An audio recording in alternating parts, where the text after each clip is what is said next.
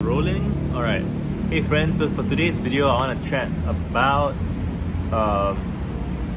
filter bubbles and the ways in which we get surrounded by certain kinds of people. You know, how by going through life we seem to each end up surrounded with certain kinds of people, right? And the interesting thing, you know, the reason I'm making this video is because a friend of mine, she tweeted that she feels like she is a manic pixie dream girl, or would identify as such, in a self-aware sort of way. And yet she seems to be surrounded by people who are not that type. And I have friends who would describe themselves as similar in archetype and don't have that experience of being surrounded by people who are kind of not them or not like them. And you know, this is despite the fact that we know that people like us, and you could take this to be people like my friend, or people like the kind of person I am to make a video like this, the kind of person that you are to be watching a video like this. Even though people like us are uncommon, within this uncommon group, some of us are surrounded by others like ourselves, and some of us are surrounded by people who are not at all like ourselves. And the tricky thing is, this does not feel like a choice, right? It just feels like the reality that you inhabit.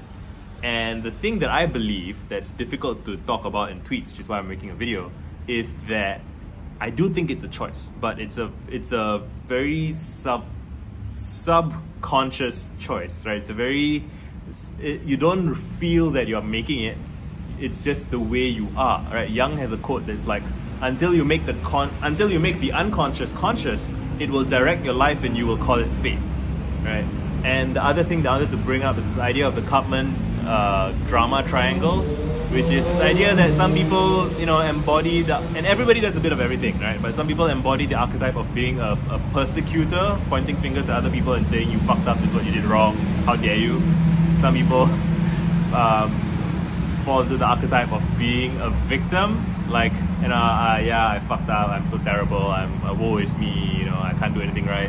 And then some people are in the archetype of being a rescuer, right? Of like, I'm here to help, I'm here to fix things, you know, you guys can't fucking get anything done without me. They may not say the last part explicitly, but implicitly that is the assumption, right? And it could be true. It could be true that a person who embodies a rescuer / savior archetype in a particular situation, if not for them, everything will go to shit, you know. But the implicit thing is that they show up, and they show up again and again, and they keep things from falling apart, which means that not having those things fall apart is either it's a value to them, or it's something that they cannot tolerate allowing to happen, right? I noticed this playing out. So I have been I've been in all three, as I think everybody does at some points in their lives, and maybe at any one given point in time we are all three simultaneously, and it's about the mix, right? And but I would say that if I had to pick one to point at me, I mean, look at my channel, right? My channel says secular sermons for friendly ambitious nerds. That's a rescuer dynamic, to be a preacher, a minister, you know, whether you're Jordan Peterson or ContraPoints, you're both in that rescuer dynamic. I'm here to help. And implicitly, even so the tricky thing for saviors to get into is that, and you know, there can be good parts to each thing, you know. So like the prosecutor, or the person who's like, how dare you. So I laughed when I said how dare you, because I was reminded that's what Greta Thunberg said. And again, there are points where someone who is in the prosecutor role is doing the right thing, you know. They are drawing attention to something that needs fixing, and so on. And so it's not that any of these things are bad, but they can become fixations, and they can endure, and if you're not careful, if you don't make it conscious, it can direct and run your life, and you will call it fate, right? So that's the thing that I want to talk about. I want to talk about not letting that role that you inhabit define you, and define you to a degree that you do not like, that you do not enjoy. You know, you don't want to be a rescuer who's miserable and unhappy, and I feel sometimes that Peterson is in this situation, but I don't know if I'm repeating myself too much about that. Would that make me, you know, why do I keep bringing that up, right? Who knows?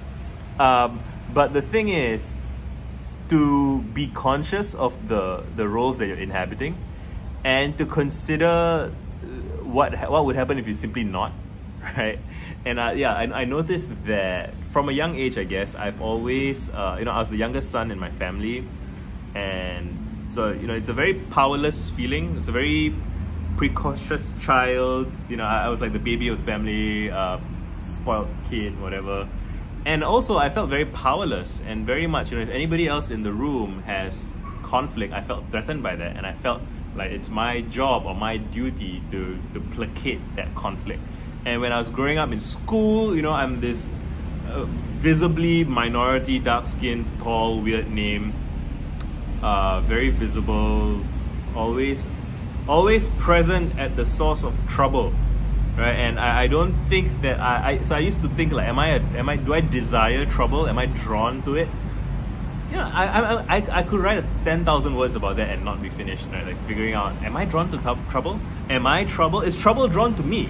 Could it be like just by the way I am, by looking different, right? Like, so if there's randomly distributed trouble around me, I, being visible, get singled out, and that's what the persecutor, I don't know about that.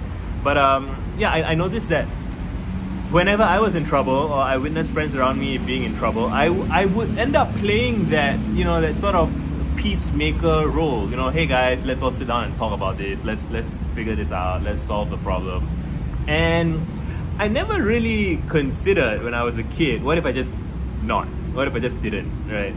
And and I noticed this at work as well when I started having my job. And I asked one of my colleagues years after leaving, like, hey, what do you remember about me? And he said something like, whenever there's anything uncomfortable being said, like in the room, you would diffuse the tension. You would like be the first to laugh, or the first to, be a reply guy, basically, right? Which I advocate for on Twitter. Like, being a good reply guy is a skill that can really improve social scenarios. But the reason I'm so good at it is because I was doing it from a compulsive place when I was younger. I was desperate for social environments to feel safe. And if things felt unsafe, I felt a compulsion to make it safe, right? By placating whoever is angry, or, just... And again, you see, that's a very powerful skill to have when you need it, but it's a little bit tricky and even dangerous if it's unconscious and you're not conscious of it, and you don't get to choose, right? And it's just how you behave compulsively. And like, I remember after I had tendered my resignation, like 5 years, I had a great time with my colleagues, and I enjoyed my job and everything.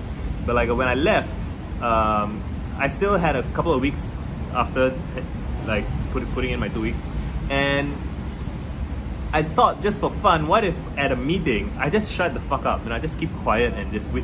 Like, so I would notice somebody says something, and they didn't. It's not a bad thing to say. It's just a regular conversation. But I noticed there are these things where I'll be like, oh, what you're saying is this, and then that would like kind of smoothen things out for everybody. And I'm like, I'm just not gonna say that. I just sit there and watch it. And it was so tense. It was so awkward. Like, everyone else could feel that it was tense and awkward.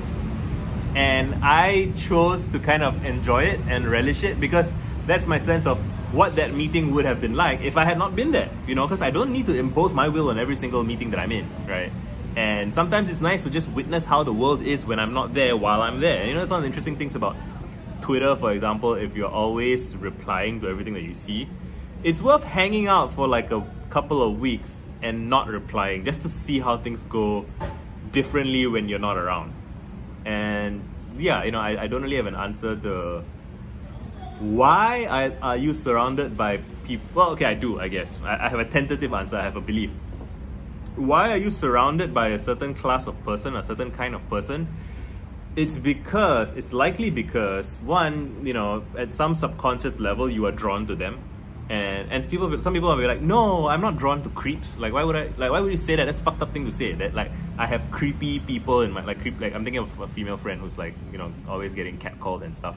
And it's like, yeah, it's fucked up. Like, that's fucked up. It's not, I don't mean to blame you. I don't want to be a victim blamer. I don't want to be like, bad things happening to you is your fault. Like, that's not helpful.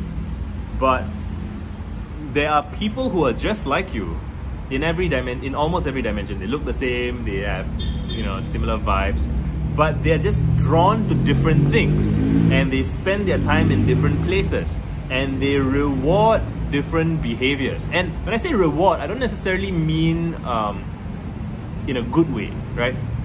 I mean just reacting. So that's the thing about a drama triangle, or just drama in general, and family drama, right? Drama persists when you respond, and then there's a sitcom cycle that happens, and it can be a horrific sitcom cycle. It can be abusive, it can be cruel, you know, it can be somebody gets in trouble, somebody else yells at them, somebody else says, why are you people always screaming all the time? And it perpetuates the drama. And very often I think the way out of these things is not necessarily to act differently, but sometimes it's to just not act, and you know, like some people call this stonewalling, and it's a strategy. It's a strategy that works with narcissists, right? So narcissists tend to, and again, words are so clunky, but there's a kind of person who thrives on drama and they need it. And I had friends like that. I was like that at some point, I think. And why do people who crave drama seek it? You know, and I think it makes them feel safe in some ways. It makes them feel secure in some ways, if they have that insecure, avoidant attachment, whatever. And it makes them feel alive, right? And without it, they have to live in fear of the drama that could be, right? Like, what are people saying behind my back? What are you know, what's going on? Like, you know, and so while the drama is happening, it's like the devil you know versus the devil you don't, right? So living in fear of the devil that you don't drives you towards the devil that you do know, right? And I think that dynamic plays out in a lot of ways. You know, like self-sabotage is largely that kind of thing. Anyway, this video's been going on for like more than 10 minutes, so I'm going to end it here. Ask me if you have any follow-up questions and thoughts and whatever, and I'll probably make more of this, right? Done.